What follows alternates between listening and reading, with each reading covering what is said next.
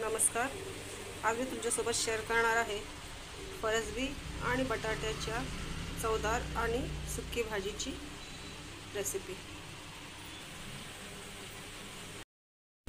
यासाठी इथे ताज्या अशा फरसबीच्या शेंगा तसेच 3 बटाटे घेतलेले आहेत. आपण यांना स्वच्छ धुवून चिरून घेऊया. तर इथे मी भाजी आणि बटाटा व्यवस्थित चिरून घेतलेला आहे. आता आपण या भाजीला फोडणी देऊया. फोडणीमध्ये प्रथम आपण मोहरी आणि जिरे टाकूया. त्यानंतर कांदा आणि मिरची टाकून परतवून घेऊया.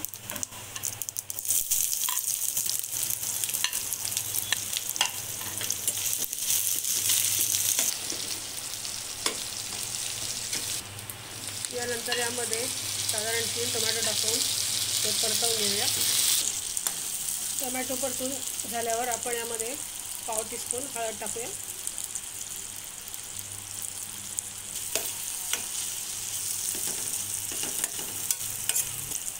आणि आता यामध्ये चिरून ठेवलेली फरसबीची भाजी आणि बटाटा टाकून हे सर्व एकत्र परतवून घेऊया व्यवस्थितपणे.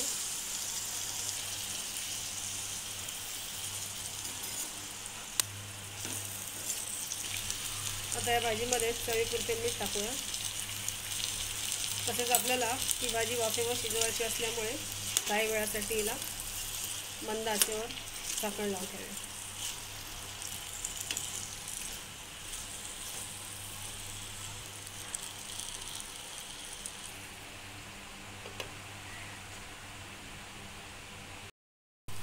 तर 15 ते 20 मिनिटाच्या अंतराने पाहिले असता भाजी पूर्णतः शिजून जाते.